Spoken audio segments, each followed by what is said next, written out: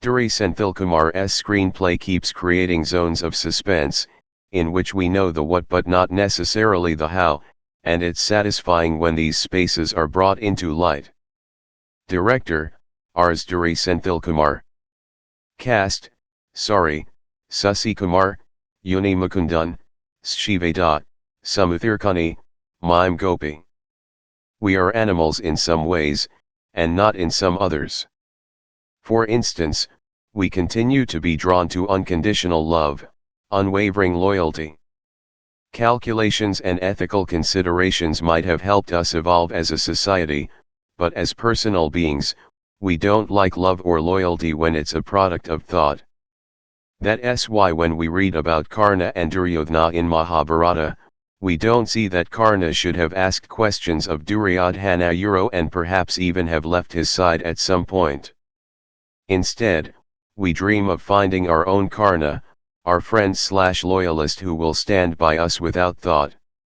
It's this loyalty that Rs. Duri Senthilkumar's latest film, Garudan, looks to examine, warts and all. For a while, the film seems to be content with belonging in the Madurai template cinema zone. Here, the setting is Dhini. It's introducing the friends, their a friendship song, their footage of local customs, a new romance, a love song, people who are baying for blood. You get the drill. But it feels like it's been a while since we saw such cinema, and so I quite like that the film is clear in its focus on interpersonal drama.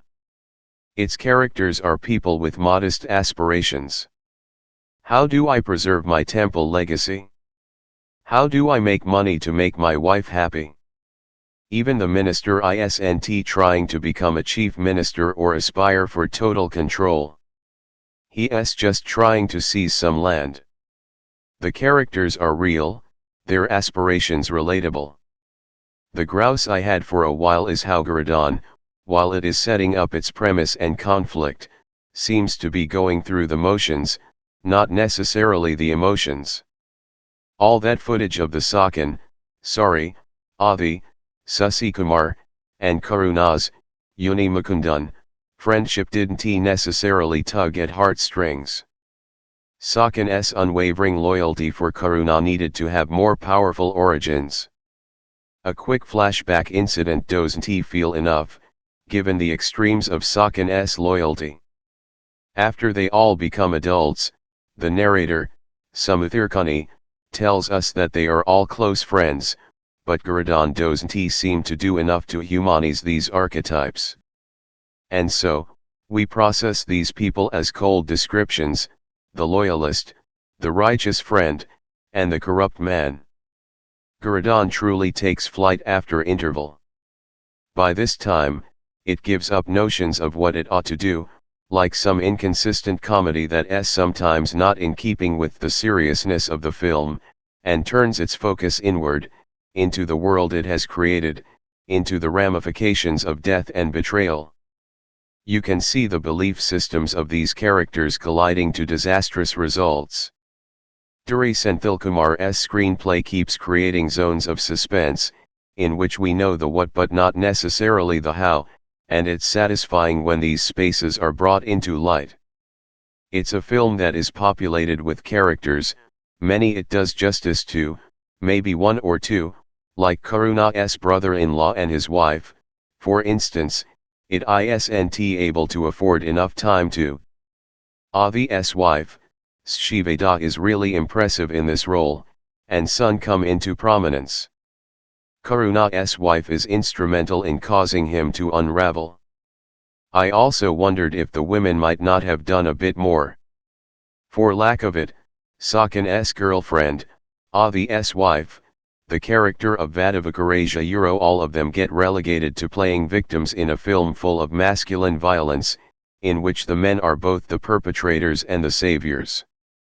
I also wondered whether Yuni Mukundan, with the Malayala accent, belonged organically in the same universe as Sari and Sasi Kumar, who thrive in the rurality. Yuni's Karuna is supposed to move from goodness to vulnerability to corruption, but only the evil really comes out, not as much his frailty. While on characters, I particularly enjoyed what the filmmaker does with Samuthirkani's cop. He isn't necessarily so good that he won't accept a bribe, but he isn't so bad that he will kill on command.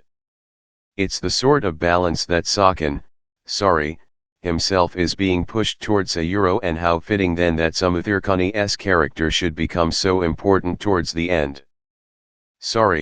Like he did in Vijayathalai Part 1, fills up the character with so much innocence, and this means that when he does fight back, when he even utters a word of protest, it feels heroic, for this isn't a man enjoying his heroism.